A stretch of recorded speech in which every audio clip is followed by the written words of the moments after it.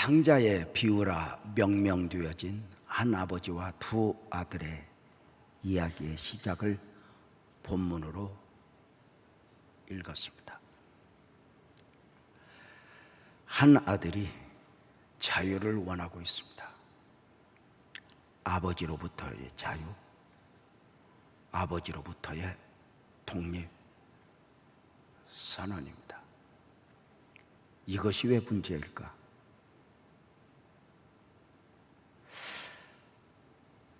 어느 순간부터 자신의 삶에서 자신의 미래를 설계하며 있어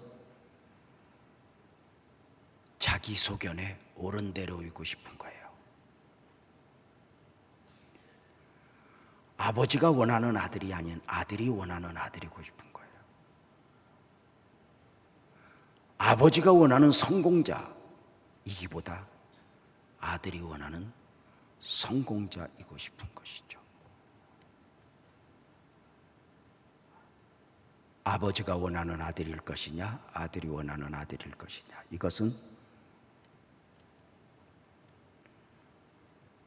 복음을 품고 내가 사는 것은 내가 사는 것이 아니여 내 안에 그리스도께서 사신 것이라 구원받은 백성들이 끝까지 싸워 감당해야 할 영적 전투를 할 수 있죠. 처음 사람부터 그래요. 아담이 원하는 아담일 거냐, 하나님이 원하시는 아담일 거냐. 하나님이 원하시는 아담으로 방향을 잡았다면 선악과를 먹으면 안 돼요.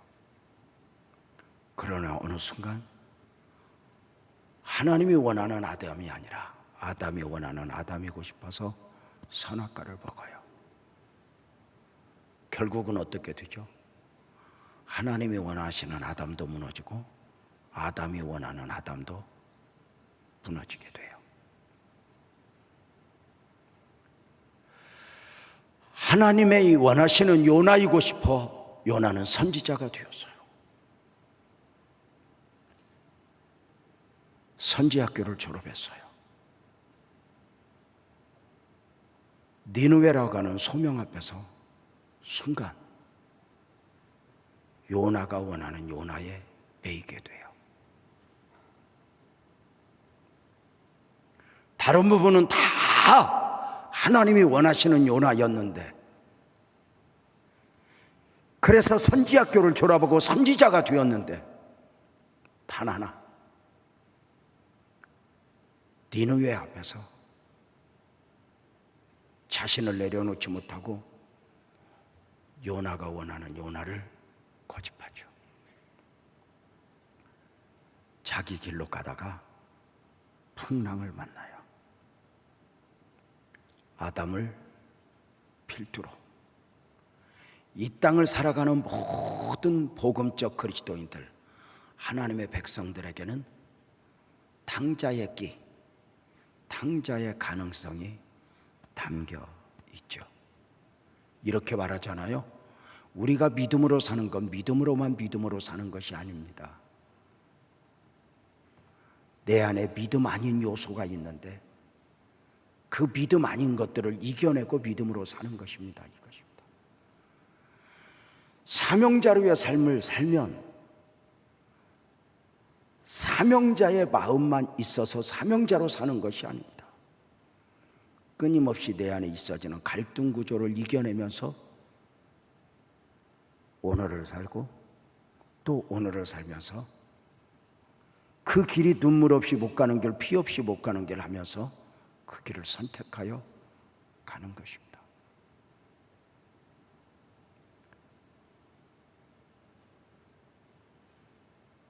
우리가 믿음으로 사는 것은 믿음으로만 믿음으로 사는 것이 아니다. 내 안에 주님을 향한 마음, 깨끗한 마음, 신앙적 요소만 있으면 좋겠어요. 근데 그게 아닌 거예요. 그래서 바울이 탄식하잖아요. 오호라, 나는 곤고한 자로다. 어느 순간 바울은 자신을 죽이기 전에는 먹지도 않고 마시지도 않겠다고 했던 핍박자들, 저들 때문에 힘들다 하지 않아요. 바울은 고백하는 거예요. 자신을 제일 힘들게 하는 건 놀랍게도 자기 자신이었다고. 성경의 탕자는 아버지를 떠나면서 시작이 돼 잃어버린 아들이죠. 아들에서 탕자로, 잃어버린 아들로의 시작입니다. 누가복음 15장 12절에 보면은 그 둘째가 아버지에게 말하되 아버지여 재산 중에서 내게 돌아올 봉깃을 내게 주소서. 아버지를 떠나겠다는 것이다. 왜 탕자가 아버지를 떠나겠다 합니까? 어느 날부터인가 아버지와 함께 사는 것이 진부해지기 시작합니다. 아버지와 함께 누리는 은혜들이 별것 아닌 것으로 느껴지기 시작합니다. 어느 순간 아버지라는 울타리 밖에 있는 것이 귀해 보이기 시작합니다. 세상은 화려하고 세상은 높고 세상은 뱅뱅 돌아가는데 아버지와 함께 있다가는 아버지의 말씀만 듣고 살다가는 좋은 세월 다 갈 것 같고 성공의 기회를 놓칠 것만 같은 것입니다.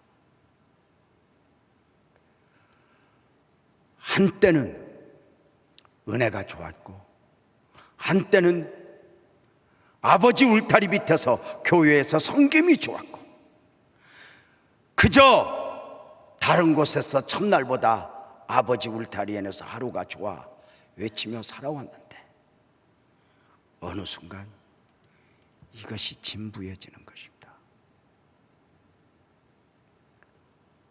어느 날부터인가 아버지 안에서, 하나님 안에서 자기 정체성이 아니라 세상의 가치관 안에서 자기 정체성을 찾는 것입니다. 아버지 안에서가 아니라 세상의 가치관 안에서 나는 누구인가, 누구여야 하는가, 무엇으로 사는 사람이어야 하는가를 찾는 것입니다. 탕자의 시작이죠. 광야 이스라엘 백성들이 집단의 탕자가 되었습니다. 출애굽의 은혜, 출애굽의 감격을 상실한 가운데 애굽으로 돌아가겠다는 것입니다.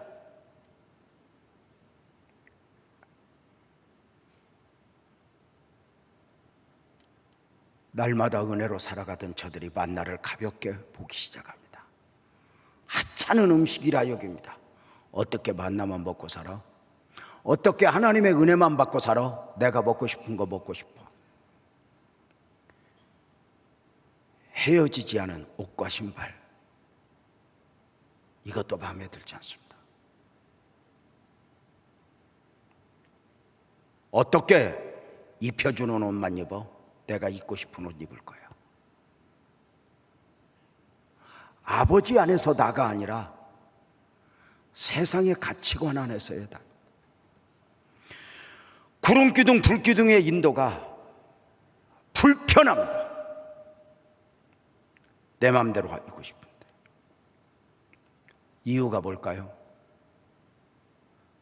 저들 안에 애굽에 대한 미련이 남아있었기 때문입니다. 출애굽기 14장 11절 12절을 한번 볼까요? 그들이 또 모세에게 이르되 애굽에 매장지가 없어서 당신이 우리를 이끌어내어 이 광야에서 죽게 하느냐? 어찌하여 당신이 우리를 애굽에서 이끌어내어 우리에게 이같이 하느냐? 우리가 애굽에서 당신에게 이런 말이 아니냐? 이르기를 우리를 내버려두라. 우리가 애굽 사람을 섬길 것이라 하지 아니하더냐? 애굽 사람을 섬기는 것이 광야에서 죽는 것보다 낫겠다. 애굽. 광야 이스라엘 백성들이 정말 힘들었던 것은, 저들을 힘들게 한 것은 광야라는 환경이 아닙니다. 애굽에 대한 미련입니다.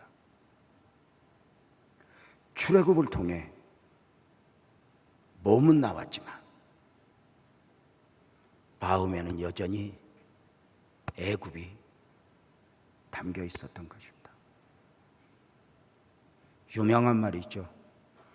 이스라엘 백성들이 출애굽하는 데는 하루가 걸렸지만 그 마음에서 애굽을 없애는 데는 40년이 걸렸다고 말입니다.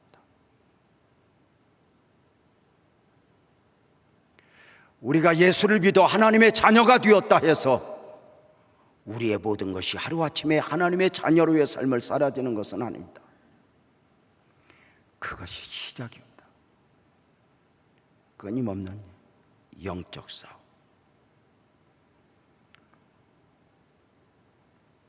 탕자. 한때는 아버지의 은혜가 너무 고맙고 아버지 울타리가 고맙고 아버지 울타리 안에서 은혜를 누릴 때는 아버지 울타리 밖에 있는 사람들이 불쌍해 보이기까지 했는데 어느 순간 은혜가 거두어지면서 아버지와 함께 있는 것이 진부합니다. 어떻게 만나만 먹고 살아? 내가 먹고 싶은 거 먹을 거야.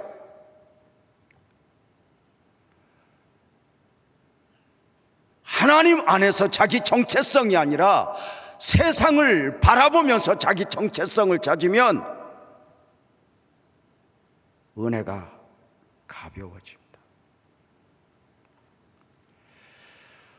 탕자의 삶. 저는 아버지를 떠났습니다. 이제는 나름 아버지와 상관없는 삶을 살아갑니다. 전에 아버지 울타리 안에서 교제하던 사람들과는 좀 다릅니다. 아버지 울타리 안에서 교제하던 사람은 뭔가 좀 쪼들이 찐삐리 같았거든요. 조금만 하면 죄책감을 느끼고 어디 가자면 못 간다 그러고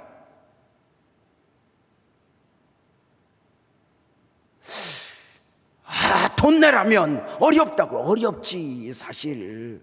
왜냐하면 사실 저는 우리 성도들 불쌍해 죽겠어요. 다 있어도 먹고 살기가 힘든데 하나님 앞에 예물 드리면서 산다는 게 쉬운 거예요?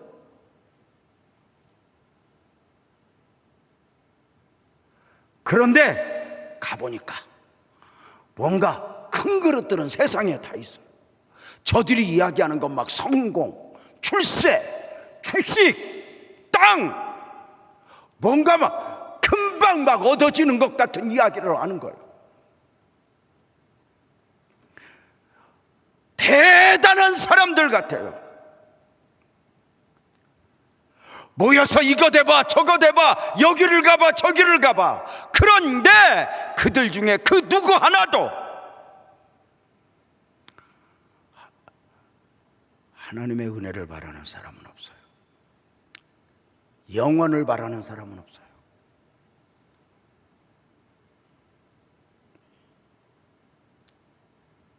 구속의 은혜를 바라는 사람은 없어요. 사실은 조금만 눈을 열어보면 세상에 속한 사람들 뭐 대단한 것을 이야기하는 것 같아도 하늘에 계신 자가 웃으시며 하늘의 시각 앞에서 보면 시편 1편에서는 악인들 하나님 없이 살아가는 삶을 이렇게 표현해요. 바람에 나는 겨와 같도다. 뭔가 대단한 것 같지만 바람에 나는 겨와 같도다. 이렇게 말하면 아마도 세상을 살아가는 사람들은 이렇게 말할 거예요. 무슨 소리요? 나도 목적을 가지고 있고 내일의 계획을 가지고 나도 얼마나 열심히 사는데. 그래 본들 정말 죄송해요.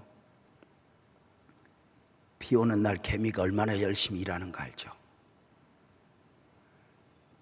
죽은 메뚜기 사체 하나 저장 창고에 갖다 놓으려고 수백 마리의 수천 마리의 개미들이 왔다 갔다 메뚜기를 옮기는 것을 보십시오. 근데 혹시 그런 이야기 들어본 거 있어? 개미들이 그렇게 분주하게 움직여도 일하는 개미는 15%에서 25% 그렇고 나머지는 괜히 지랄하고 다닌다.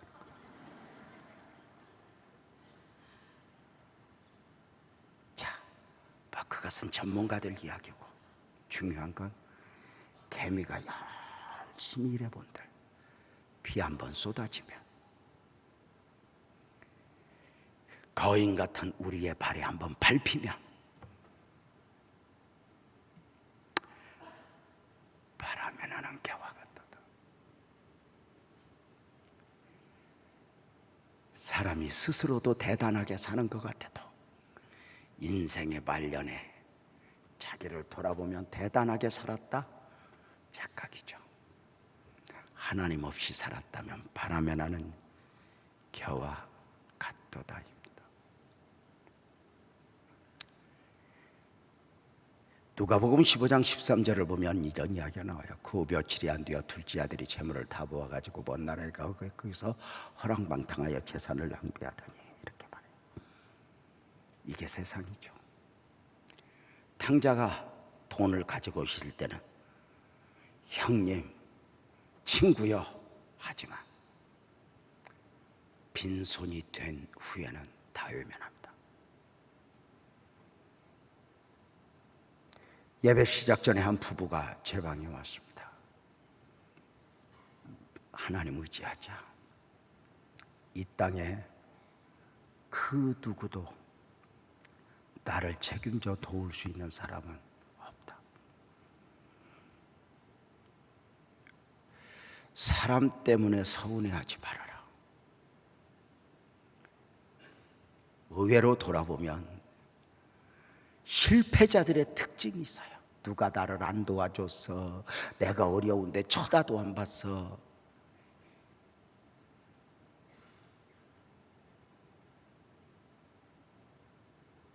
나는 누구 도와봤나? 나빠서가 아니야. 인간의 한계. 그러니까 여러분들 우리가 신앙생활을 딱 하면서 정리해야 할 게 있어요. 우리 부모가 나한테 해준 게 없어. 누가 나를 도와준 게 없어. 이런 거 생각 좀 다 지워요. 도울림이 없는 인생을 의지하지 말라. 사람 때문에 아파하지 말고 사람 때문에 힘들어하지 말라. 부모가 뭐 나를 안 도와줬나. 유산 안 시키고 놓아둔 것만 해도 고마운 거요. 뭘 그렇게 누가 나를 안 도와줘서 아니야. 탕자는 빈손이 되었어요. 주변에 아무도 없어요. 여기 악재까지 겹치니 흉년이 와요. 먹을 것도 없어요. 돼지가 먹는 쥐염 열매로 허기진 배를 채워요. 이럴 때 사람들은 내가 운이 안 좋았어. 왜 하필 IMF가 왔는지 몰라. 이렇게 인간적 접근을 합니다. 더 좋은 환경이 우리에게 뭘 줘요? 아니요.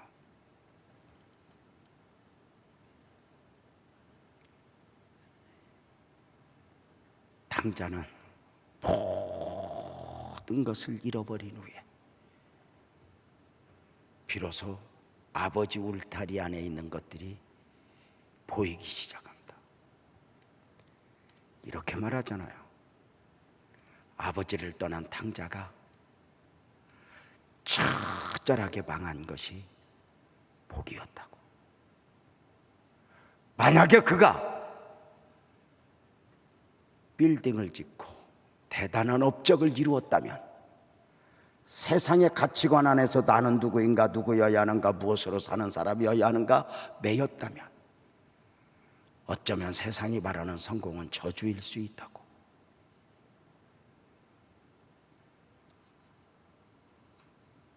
드디어 아버지 울타리 안에 있는 게 보이기 시작해. 누가복음 15장 17절이죠.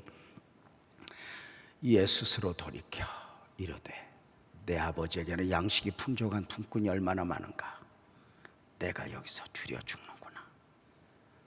아하, 아버지와 함께 누리던 은혜 그리워하기 시작합니다.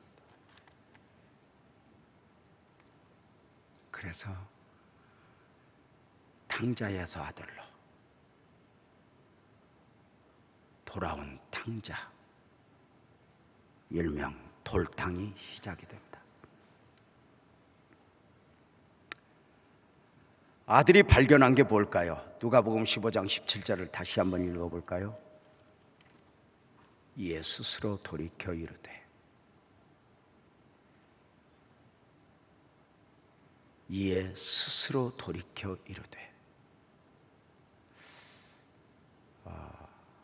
책을 읽다 보니 한국말 번역과 영어의 표현이 조금 다르다 해요. 킴 제이스 번역에 보면 He came, 그는 돌아오다. To himself, 자기 자신에게로, 이렇게 말합니다.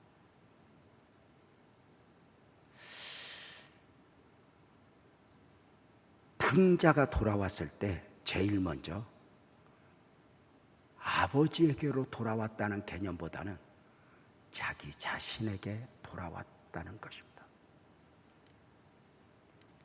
잃어버린 자기를 찾은 것입니다. 아버지를 떠난 것이기보다 자기 자신을 떠난 것이었다는 것입니다. 아버지를 떠난다 해서 떠날 수 있겠습니까? 아버지를 하나님으로 본다면 하나님은 어디에나 계신데 우리가 하나님을 떠나 간다 한들, 어디로 도망간다 한들 하나님을 떠날 수 있겠습니까? 영역에서도, 우리를 향한 하나님의 마음에서도, 우리를 향한 기대에서도 하나님은 우리를 놓아버린 적이 없습니다. 떠나도 떠난 게 아닙니다. 그래서 이렇게 말했잖아. 우리가 아버지를 떠나 내 갈 길로 갈 때 한없이 가서 어느 날 깨닫고 돌아보면 아버지가 이렇게 멀리 있는 것이 아니라, 떠나서 가고 아버지를 한없이 떠나 갔는데 어느 날 깨닫고 딱 돌아보니 아버지가 멀리 있는 것이 아니라 내 앞에 계셨다.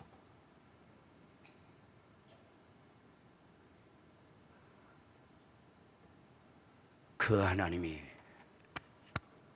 이 부족한 목사에게, 우리 유임 목사에게 너는 나를 떠날 수 없어입니다. 스스로 돌이켜 아버지에게 왔다. 한국어 성경은 그렇게 이해할 수 있지만 영어 성경은 자기에게로 돌아왔다. 잃어버린 자기를 찾았다인 것입니다. 나는 누구인가? 나는 누구여야 하는가?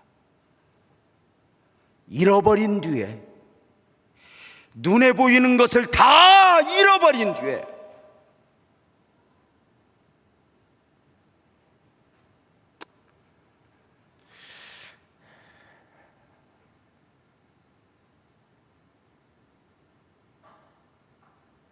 나는 누구여야 하는가를 찾은 것입니다.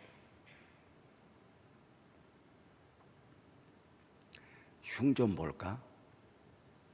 조금 전에 용문이 대회가 왔다 가서 용문이 소라 전사 둘이 손 한번 들어봐. 저기 쟤네들 저 어리버리한 것들 저기 있잖아. 저 사람들이 신학을 하고 지금 군 생활을 해요. 언제까지 군 생활을 하려는가 몰라요.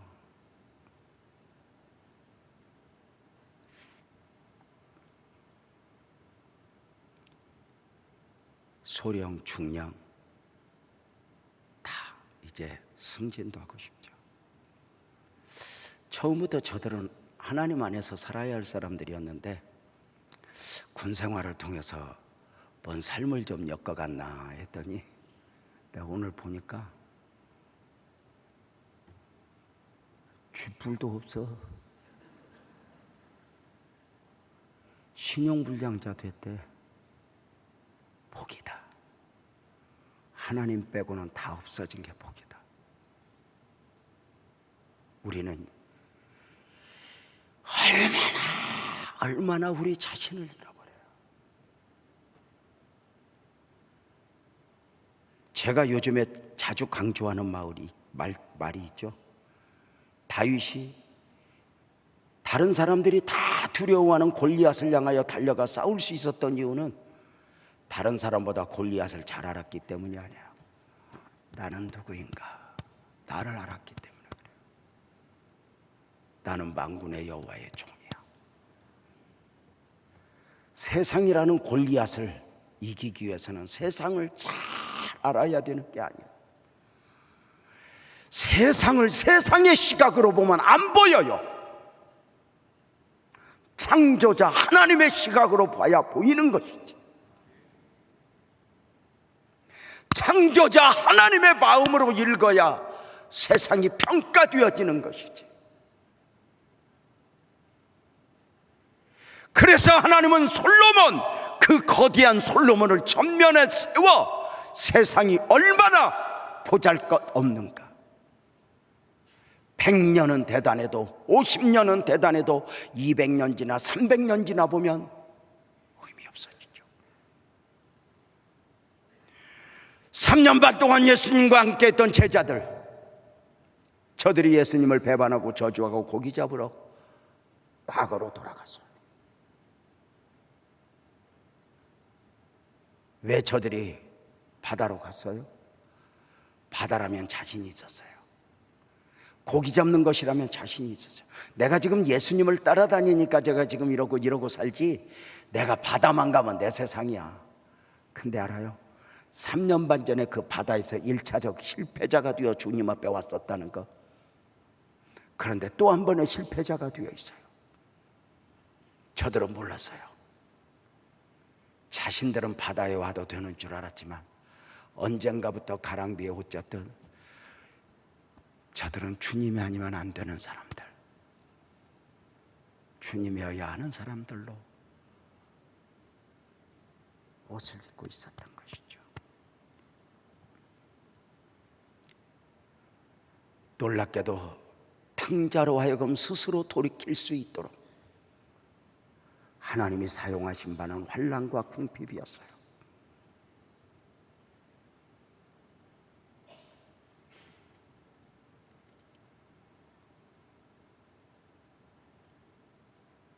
탕자가 여유 있었다면 교회는 다녔겠지만 아버지는 찾아뵈었겠지만 스스로 돌이켜 자기 자신을 바로 볼 수 없었을까요?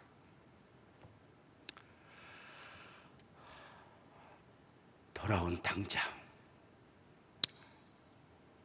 딱 하나 깨달아요. 내 삶의 유일한 해답은 아버지야. 이렇게요. 내가 내 길을 만드는 것도, 내가 내 성공을 만드는 것도 의미 없다는 거.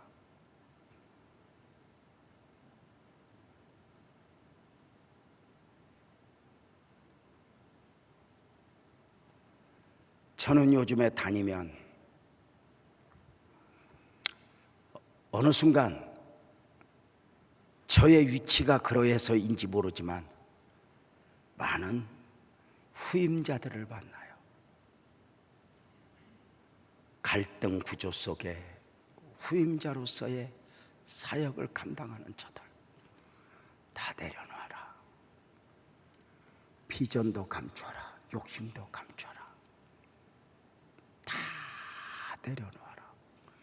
교회는 너의 야망을 이루는 곳이 아니고 교회는 너의 비전을 이루는 곳이 아니야. 교회 사랑하고 약물이 사랑하고 저들 위해서 죽을 만큼. 이번에 제가 대전에 가서 집회했어요. 후임자 된 지 6년 됐어요. 목사님 더 큰 은혜 드리고 싶어요. 그래서 다 내려놨어? 그랬더니 다 내려놨죠요. 그래서 내가 진짜 부부 앉혀놓고 손을 딱 잡고, 너네 지금 이 교회보다 10배나 큰 교회에서 너 오라고 그러면 갈 거야, 안 갈 거야? 그랬더니 얼굴이 화해져요.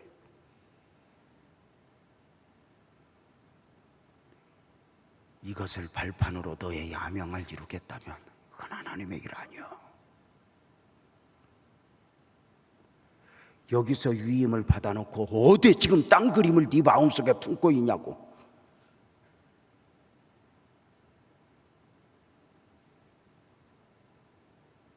여러분,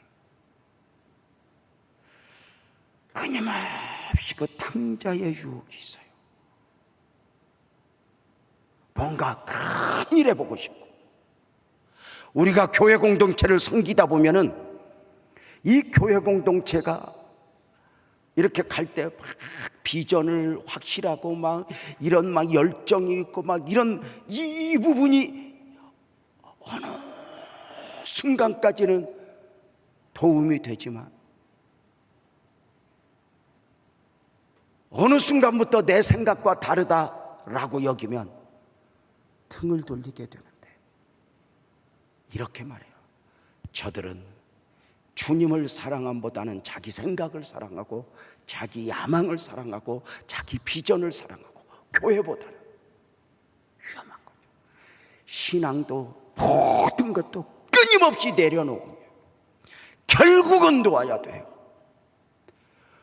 원숭이가 죽는 이유는 딱 하나래요. 양손에 바나나를 놓지 않기 때문에.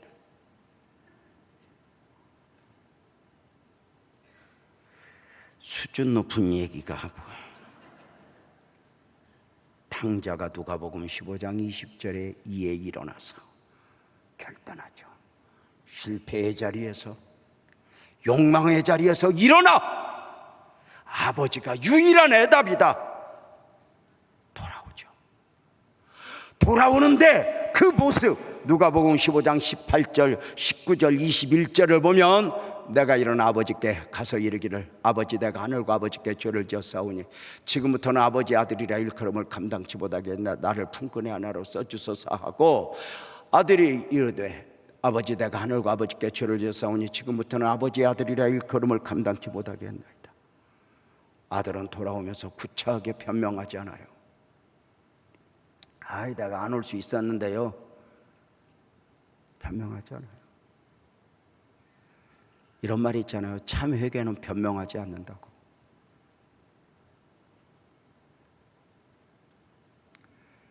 그 인간 안에 이만한 자존심 덩어리가 아직도 나를 변호하게 만들어.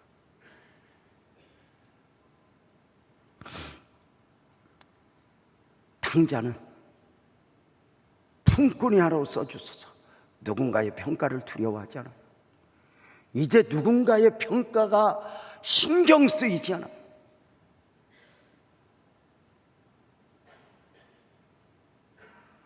아버지의 절대 필요를 인정한 후에, 인식한 후에 스스로 나는 누구인가 스스로 돌이켜 자신을 찾은 그에게 있어 이제 누군가의 평가는 그렇게 중요한 게 아니에요. 오늘 새벽 설교, 아버지 앞에서, 여호와 앞에서 그 무엇도 중요해요. 그 외에는 중요하지 않죠. 그는 품꾼이어도 좋다고 그러고 돌아와요. 자신의 그림을 가지고 돌아오는 게 아니라 자신의 생각을 가지고 돌아오는 게 아니에요.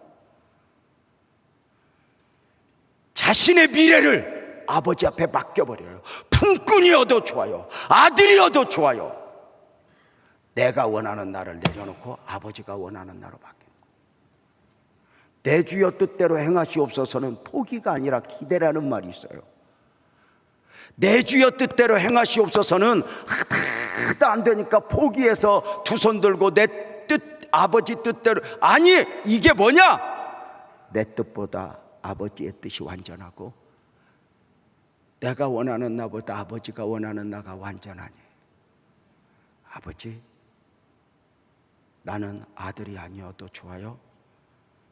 품꾼의 하나로 보셔서 아버지 울타리 안에만 있게 하소서. 아버지 은혜만 누리게 하소서. 돌아와요. 변명하지 않아요? 누군가의 평가에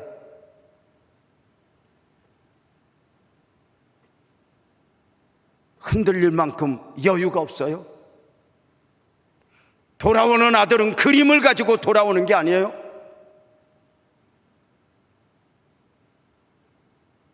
자신의 삶의 모든 것을 아버지에게 맡겨요. 세상의 가치관 안에서 나는 누구여야 하는가, 나는 무엇으로 사는 사람이어야 하는가가 아니라 아버지 안에서 나를 맡겨요.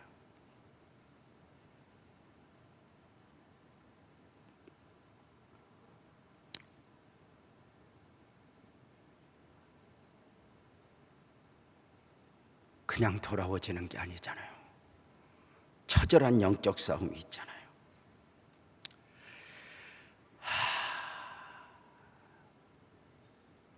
이런 말 알아요? 모든 것이 그러하지만 나가는 것보다 돌아오는 것이 힘들고, 돌아오는 것보다 정착하는 것이 훨씬 힘들다고 말이에요.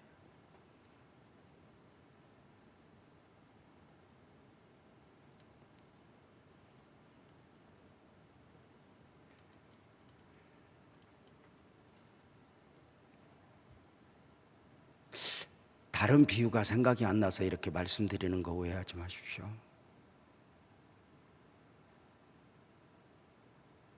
이혼했다가 다시 만나는 것이 더 힘들고, 다시 만나는 것보다 그 삶을 지켜내는 것은 10배나 힘들다.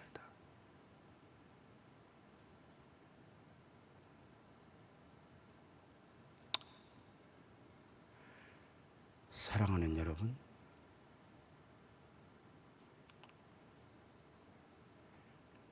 돌아오는 아들의 영적 싸움이 어떤 것이 있었을까요? 먼저는 사단의 참소가 없었을까? 의심을 심어주는 거죠. 아이고, 너 망했지. 너 돌아가 봐. 아버지가 더 좋아할 줄 알아? 아버지 생각에서 이미 너 지웠어.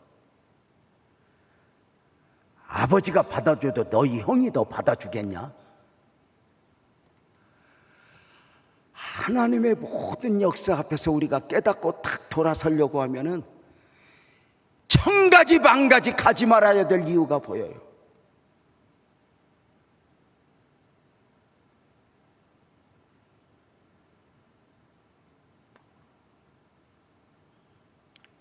주변 사람들의 평가도 극복해야 했겠죠. 아이고 꼴 좋다. 아이고 성공할 줄 알았어. 아이고 이제 가면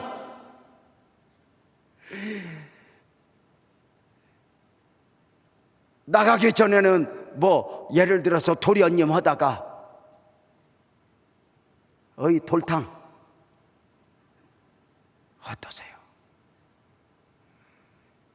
탕자가 돌아오는데 가장 힘든 건 자기 자신이에요. 자존심.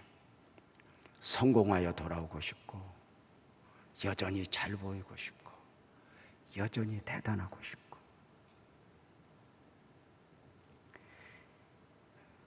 나 정도면 뭐 이래야 되는 거 아니야 하는 그림들 백지로 만들어요.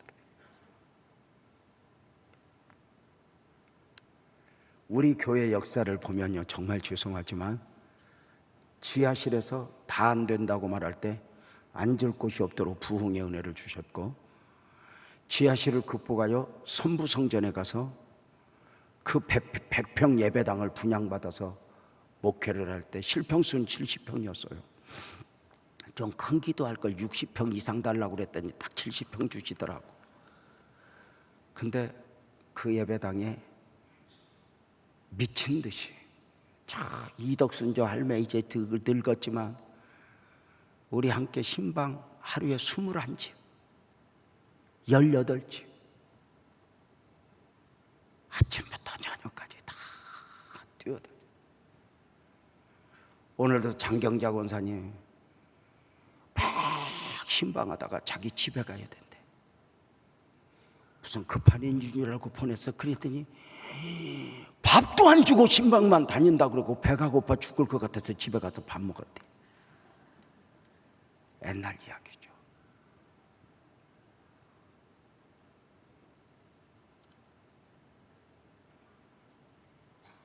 바빠서 신방 못 받는다고 그러면 새벽 예배 마치자마자 대강 기도하고 감동 딱 주면 가서 놓고요.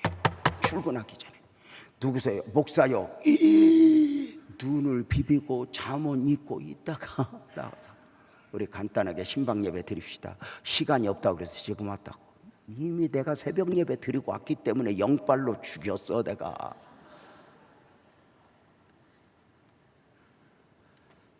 새벽 예배 안 나오는 사람 뭐라고 안 했어요? 내가 갔어. 새벽 예배 안 했으니까 우리 같이 드립시다. 옛날에 부교육자로 있을 때 학생들 빠지잖아.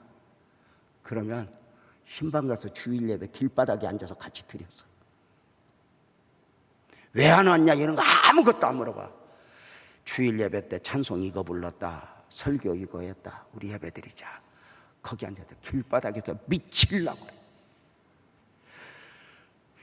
이놈아 여기서 예배 드려. 그러면 다음 주부터 갈게요. 안 와도 돼야 내가 올 거야.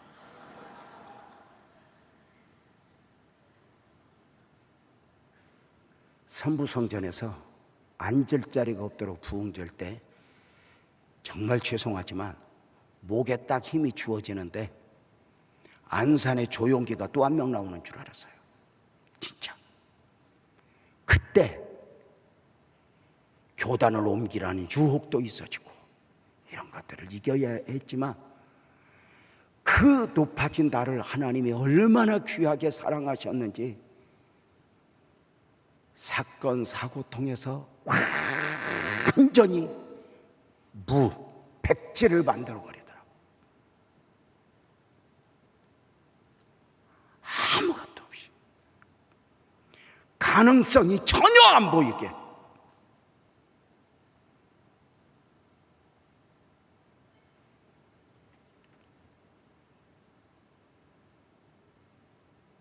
사랑하는 여러분,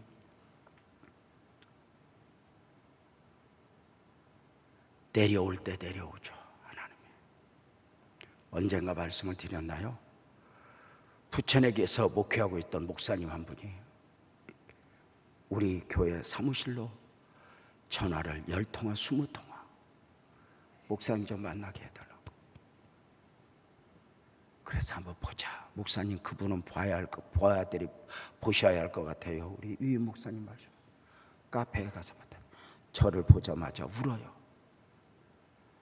무슨 사연이 있나보다 했더니 한참을 울고 이야기하는 거예요. 교회 건축을 했는데 경매가 붙었어요. 그 경매에 씨름하는 중에 사모가 암에 걸렸어요. 경매가 결정이 나면서 성도들은 다 떠나갔고 상가에서 12명 겨우 남아 그리 갔는데 저까지 병이 들었어요. 가능성이 전혀 보이지 않는 가운데 목사님 설교 테이프를 들었어요. 이 목사님 한번 만나면 좋겠다. 다른 도움 다 필요 없고 그냥 목사님 보고 오면 좋겠다 싶어서 왔대요. 제가 그 손을 잡고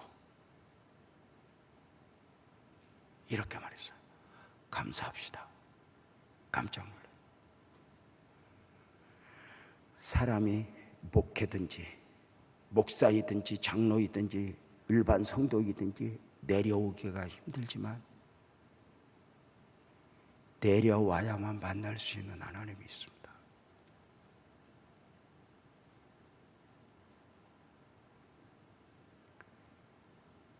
지금 그 하나님을 만나십시오.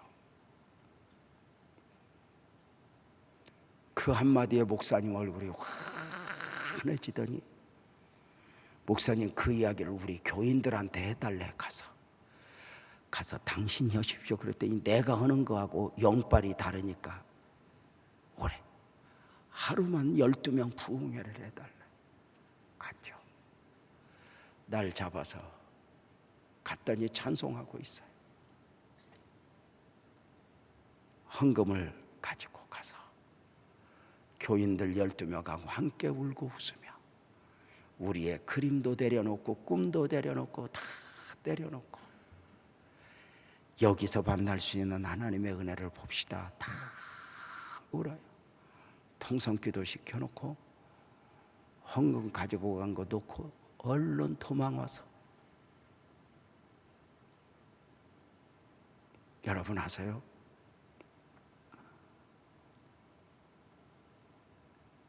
돌아오는 아들에게 얼마나 처절한 영적 싸움.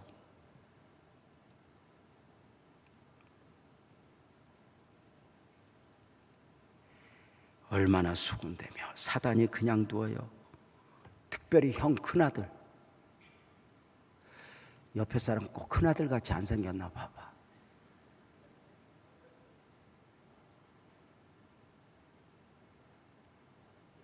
돌아오니 얼마나 유난 떨어요. 누가 그러더라고. 어떤 목사님이 그러더라고. 탕자가 집 나갈 때도 형 때문에 나갔다고. 우리 주님은 더 좋은 환경을 주는 분이 아니에요. 믿음으로 이겨라. 은혜로 이겨라. 저절로가 아니에요. 다윗이 기름 부음 받았다 해서 왕의 자리에 그냥 눌러서요? 아니요. 얼마나 대가를 지불해. 사람들은 돌아오면 끝인 줄 알아요? 아니요. 사람들은 결혼하면 끝인 줄 알아요? 아니요.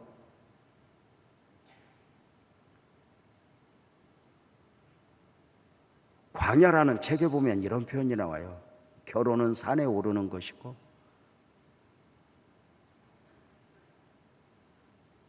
결혼의 삶은 광야를 걷는 것이다.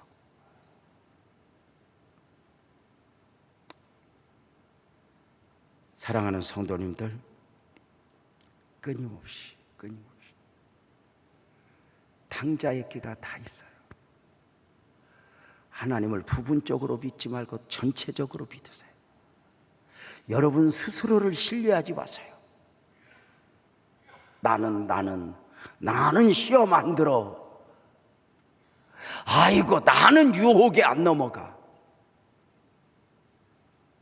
아니요.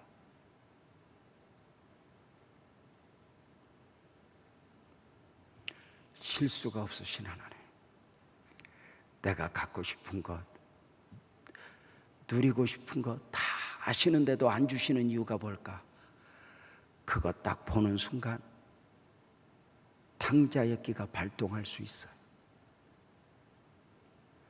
여러분, 하나님의 은혜로 사는 거 아니야. 우리 정 권사님 앞에 계신데 암을 몇 번이나 알았어. 늘 걱정이야.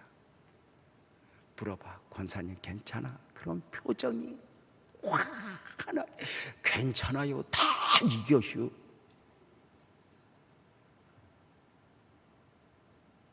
꺼져가는 등불처럼 사는 성도들 많이 보잖아.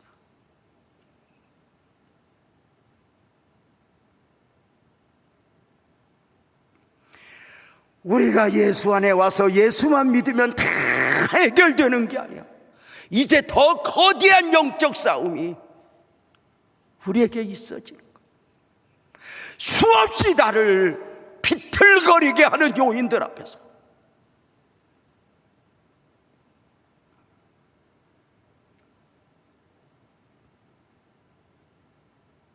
탕자가 왜 집을 나갔어요? 세상이 화려해서 나는 누구인가 누구여야 하는가 자기를 몰라요. 나는 아버지가 아니면 안 돼. 아버지 울타리 안에서 살아야 돼. 나는 세상의 화려함의 그 가치관 안에서 나는 누구인가 누구여야 하는가, 무엇으로 사는 사람이어야 하는가를 찾는 게 아니라 오직 아버지 앞에서, 아버지 앞에서 결국에 우리가 느끼는 거 보죠. 하나님이 나를 포기하지 않는구나. 나는 아버지를 떠났지만 아버지는 나를 떠나지 않았고. 그죠?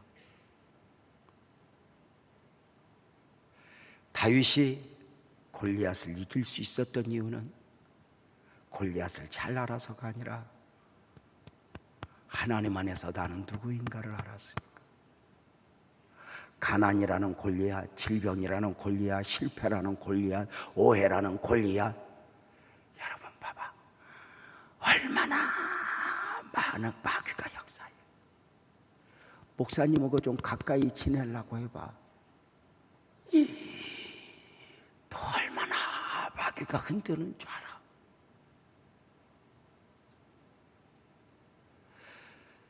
모든 것들이 내가 마음 먹은 것보다 사단은 10배나 더 강하게 나를 흔들어. 그때마다 나는 누구인가? 돌아오는 아들은 변명하지 않아요. 과거를 포장해서 아버지, 내가 그때 이렇게 아버지 떠난 것은요, 내가 잠깐 처리, 나를 포장하지 않아요. 그냥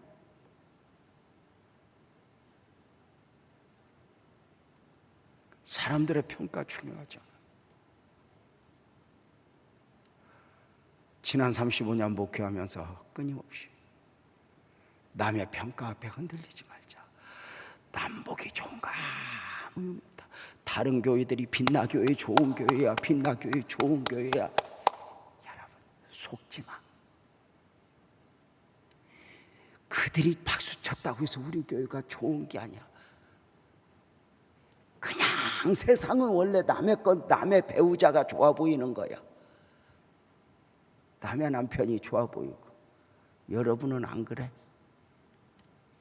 내가 얘기했잖아. 자식은 내 자식이 좋아 보이고 배우자는 남의 것이 좋아 보인다고.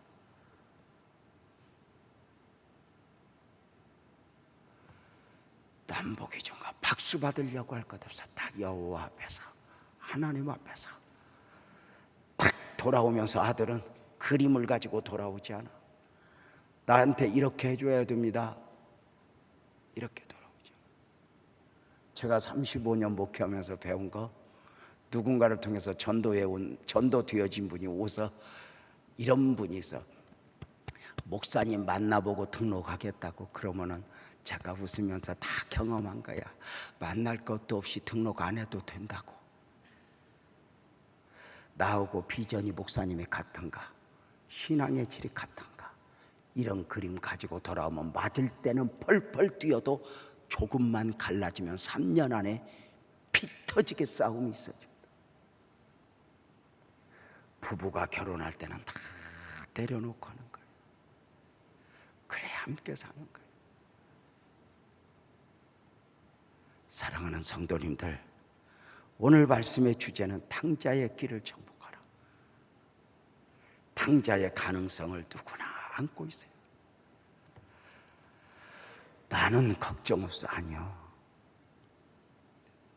세상이 좌석처럼 출애굽한 이스라엘 백성들을 애굽으로 돌아오게 하는 것처럼 겉모양은 교회 안에 있지만 마음 다 세상에 두도록 빼앗아가는 이런 요소들 앞에서 정리를 해야 돼요. 나는 아버지 아니면 안 돼. 아버지여야 돼. 아버지와 함께 살아야 돼. 그래서 세상이 그 은혜를 우습게 하려도 그 은혜가 귀하고, 이 금요 성령 터치에서 이 말씀 듣는 거, 또 이렇게 찬송하는 거, 기도하는 것이 이것이 귀해 보이지 않아도 귀하게 여겨요. 그것이 내가 살고 은혜를 입는 거 아닐까?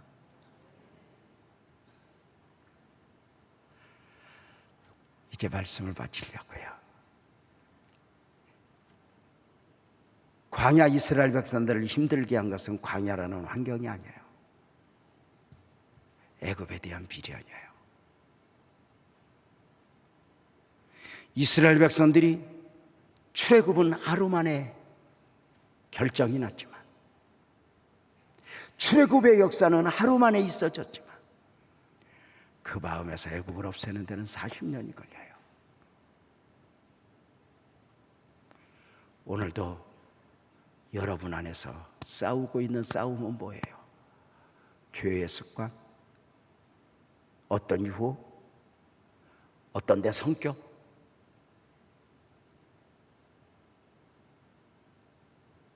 뭐예요?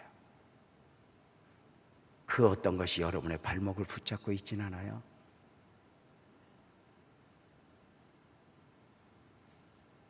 아버지 앞에 와요. 품꾼이어도 좋아요. 가난해도 좋아요. 아무도 안면을 안 하는데 원래 그래요. 우리 아내하고 36년 전에 결혼해서 나보고 결혼하자고 그러고 방은 얻었다고 내가 그랬어. 근데 내가 얻었어. 여자 보고 얻어야 되는 줄도 모르고. 참 남자들은 그것만 보한 게 여자 말을 잘 들어야 되는 것 같아. 방을 얻었는데 이것저것 안 보고 그냥 방이 커서 얻었거든. 반지야. 근데 방을 커서 얻었더니 화장실이 공동변소에 집안에 화장실이 없어.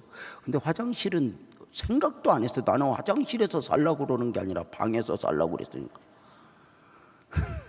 그래서 처음 신혼에 우리 아내가 장롱은 어떻게 하나 갖고 왔더라고. 그래서 3분의 2 박아서 이쪽은 방, 저쪽은 서재, 요만한 책상 하나 뒀는 데서 있는데 이쪽에서 우리 아내가 그때 많이 불렀던 노래, 주와 함께라면 가난해도 좋아 병들어도 좋아.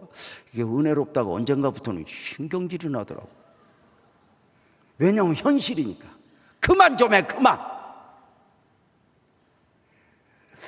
그때부터 뭐가 보았나 봐. 앞으로 감당해야 할 일이 많구나. 그죠? 방 하나 와서 결혼할 때도 그렇게 얻었나가. 우리 아내한테 내가 구박 엄청 당했어. 안산에 오면서도 내가 방 얻었다고 그래서 그랬더니 방 좋다고. 그래서 데리고 왔더니 3층인데 화장실이 아래층에 있어.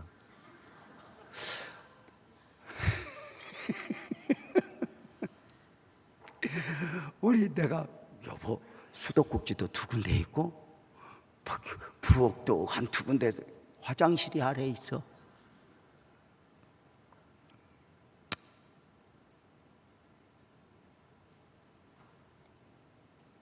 근데 돌이켜보니까 그때가 그렇게 은혜를 누릴 때야. 그때 돌아오는 아들이 그림을 그린 게 아니야. 사람들의 평가도 소용없어. 스스로 돌이켜 나를 찾았어. 아버지 앞에서 나를 찾으니까 다른 건 문제가 되잖아. 품꾼이어도 좋아요. 병들어도 좋아요. 가난해도 좋아요. 비로소 나는 누구여야 하는가 알았어요. 잃어버린 나. 돌이켜야 할 나는 누구일까? 오늘은 이 찬송하고 기도합시다. 그때로 다시 돌아갑니다. 우리 모두 자리에서 일어나서 찬송합시다.